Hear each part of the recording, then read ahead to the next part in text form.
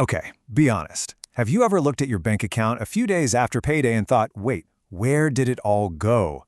It's like your paycheck literally evaporated the exact second it landed. Well, listen, if you are a new worker just starting out and trying to figure this stuff out, you are definitely not alone. Today, we're jumping right into a simple, completely foolproof budgeting blueprint to help you take total control of your money. Just picture yourself standing in a crowded marketplace on payday. You watch people get their cash, and then almost immediately they're looking around, completely baffled, just scratching their heads wondering where on earth it went. It's this super frustrating, stressful cycle that so many of us fall into. But then, look right next to them in that exact same market. There are folks making the exact same income, but somehow they're consistently building up their savings. Like they don't make a single penny more than that first group, but their bank accounts just keep mysteriously growing month after month. So, what's the difference here? What actually separates the person staring at an empty bank account from the really smart saver?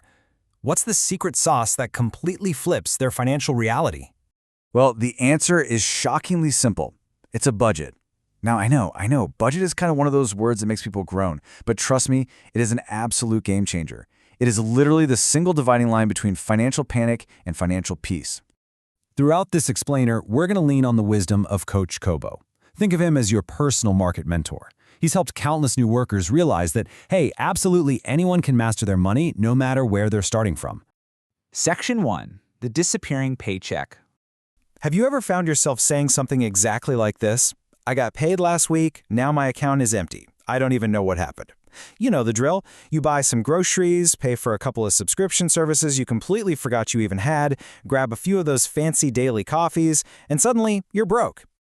As Coach Kobo always points out, when your money doesn't have a plan, it just quietly slips out the back door. And yeah, even if you try to justify it by saying, but hey, it was on sale. Let's be real, sales empty wallets too. If you don't control your cash, it's just going to vanish without a sound. Which brings us to, what is a budget? Here's the absolutely crucial thing to remember. A budget is not suffering. It's not some kind of punishment designed to suck all the fun out of your life. Budgeting literally just means telling your money where to go before it leaves.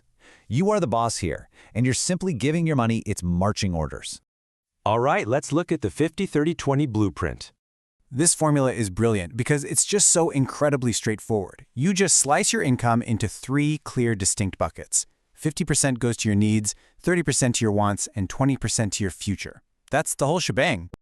Let's break those down real quick so we're totally clear.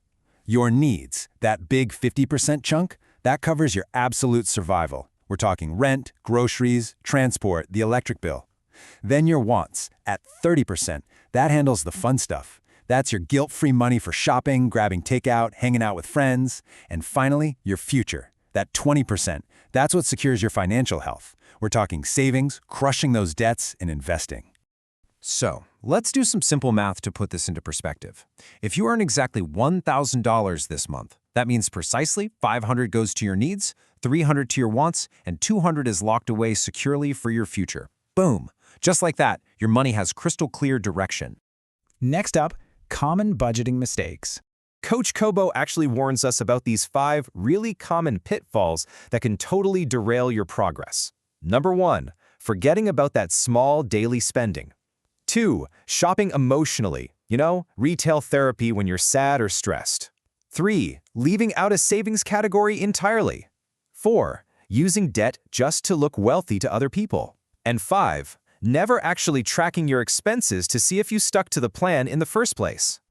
Now, the most dangerous trap on that entire list, for sure, it's ignoring the tiny daily expenses. The impulse buyer is always rationalizing it, saying, well, but it's only $5. They convince themselves it's just a harmless little purchase that won't even make a dent. But check this out.